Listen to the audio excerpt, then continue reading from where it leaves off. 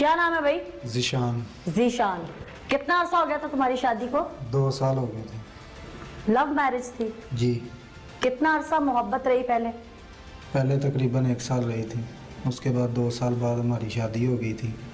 शादी के बाद अच्छा वक्त गुजर रहा था। तकरीबन 1.5 साल बाद मेरी बीवी फ़ोन पे बात करती थी।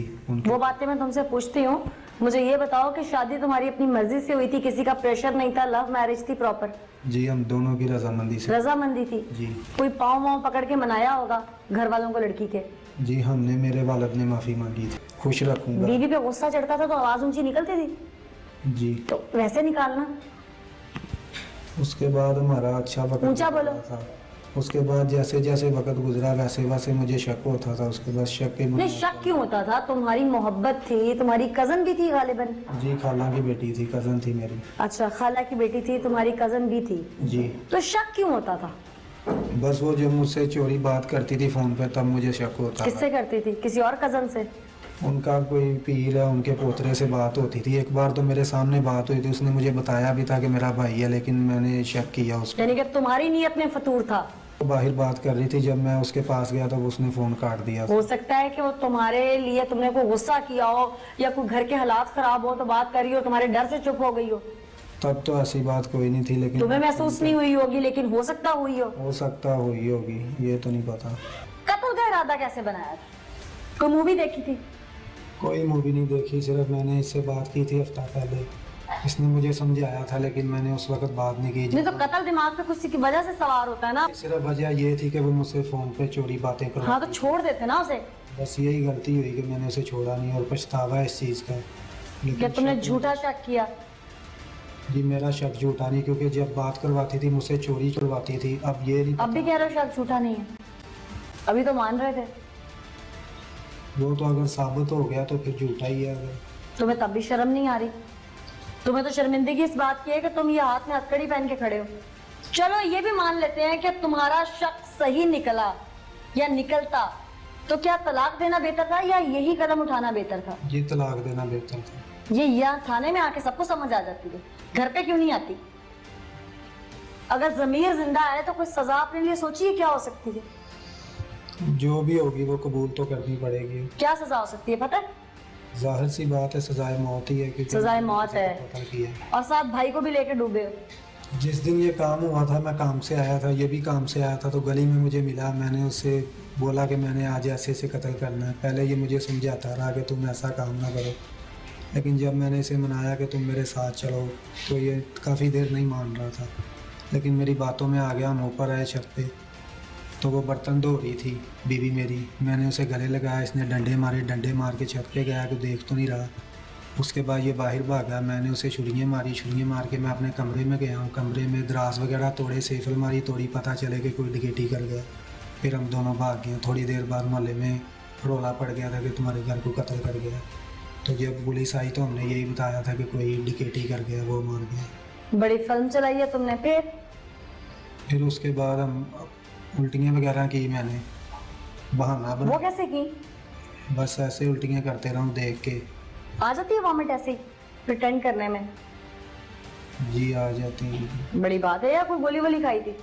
नहीं, कुछ नहीं खाया था, बस जाके ड्रामा रचाया था कि कोई शक ना करे हम। डकैती का ड्रामा रचाया, फिर तुमने चोरी का या बदचलनी का रचाया, फिर तुम्हारी वालदा डंडोरा पीटती थी कि मेरी बहू बदचलन थी।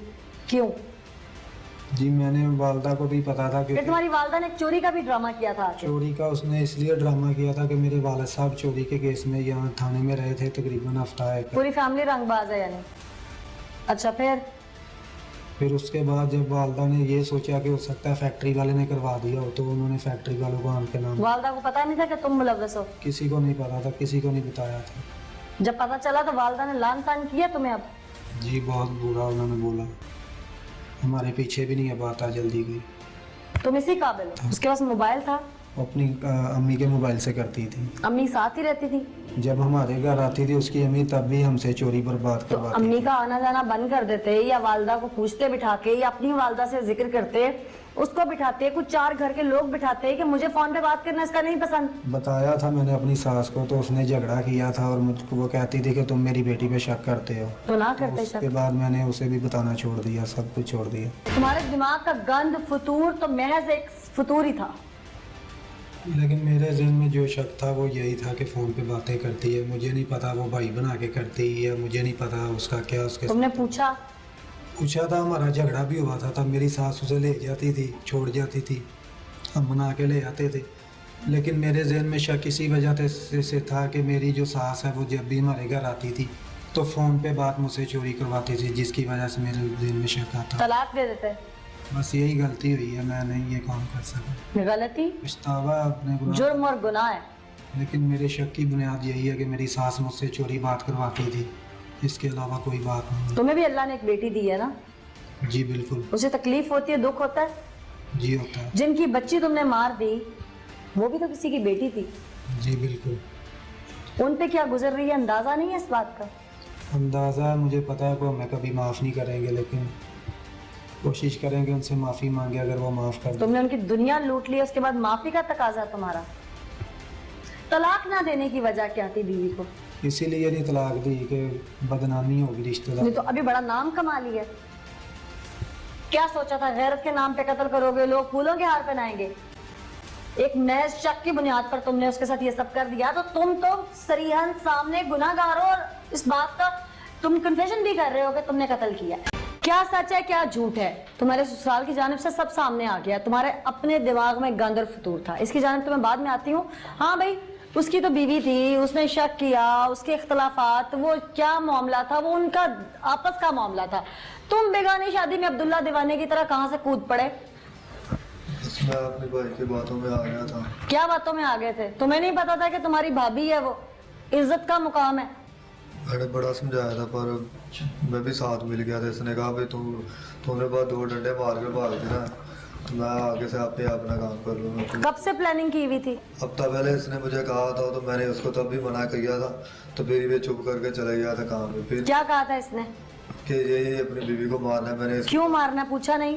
पूछा, कहता भी उसके राब्ते होते हैं ऐसे ही, तो इसीलिए उसने मुझे कहा था। मैंने कहा उसको छोड़ दे अगर राब्ते होते हैं तो मैंने कि इसे चुप कर गया, वो चले गया घर। तो फिर जब काम किया तभी इसने मुझे कहा था, 2 दिन मिला ना, मैं काम से आया था, ये भी काम पे आया था, मुझे मिला गली में। इसने मुझे कहा मैं आज अपनी बीवी को मारना चाहता हूँ। तो मैंने कहा भी तुमने मारना ज़रूर, छोड़ दो इसको। तो लिहाजा इसने नहीं ऐसे किया, इसने मुझे भी बातों में लेकर साथ में इसने मुझे क्या कोई लालच दिया था? कोई लालच नहीं। ऐसे तो बातों में कोई नहीं आता ना।